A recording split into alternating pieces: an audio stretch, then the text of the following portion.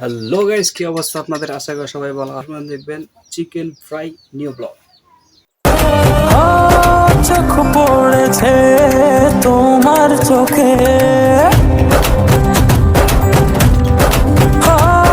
কি আর হবে মুখটা ঢেকে।